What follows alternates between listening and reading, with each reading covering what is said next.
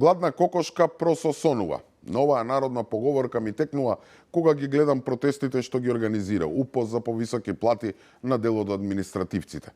Видео дека новата влада од првиот ден е посветена на работниците и на покачување на стандардот, па си рекоа дајте додека е моментот да искористиме ние нешто. Од доаѓањето на власт, првата работа што ја направија беше ребаланс на буџетот за да илјадници луѓе не останат без плати, затоа што нивните претходници си правеле математика само до избори.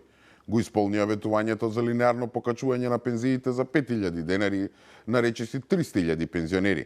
Си дадоа рака со синдикатите за покачување на платите во здравството, покачување на плати во образованието и најдоа пари, со кои на над 80.000 административци им поделија и К-15. Значи за 6 месеци направија повеќе од колку минатата влада за цели 7 години. Да не правиме муабет за другите работи кои што како што се новите патишта и слично. За сада само 7 месеци ете се пуштени 2 делници. Прв дел од пругата кон Бугарија ќе се пушта и годинава се очекува конечно да се заврши голем дел од фамозниот автопат Кичево-Охрид. И затоа реков, ми личи дека сегашниот штрајк во неколку министерства и институции навистина одалеку мириса како тешка злоупотреба на добрата волја, но и политиканство. Дај додека даваат, да бараме повеќе од што е возможно. Затоа што навистина верувам дека не верувам дека синдикалните лидери се убедени дека ќе помине барањето за покачување на платите за цели 30%.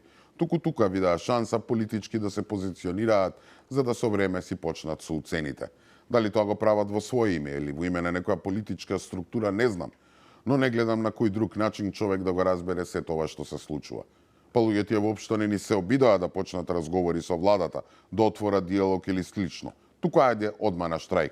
Па уште и признаваа дека во првичните разговори, кога го пипувале пулсот, им било кажано дека покачување ќе има, но само според закон и според колективни договори.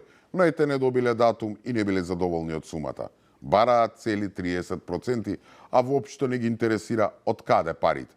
Замислете, ако некој зема да речеме плата од 40.000 денари со нивното барање, доколку се прифати во што не верувам, треба одеднаш преку ноќ да добие покачување од цели 12.000 денари или 200 евра. Ајде да видам во било која приватна фирма отидете кај газдата или директорот и кажете му дека сакате за сите да има покачување до 30%, па да видите како ќе завршите. Не велам дека платите на луѓето во овие институции се високи, далеко од тоа, или дека немаат право на штрајк и слично. Но сепак треба да се биде реален во барањата, а не вака. Од ова ќар може само да имаат синдикалните лидери.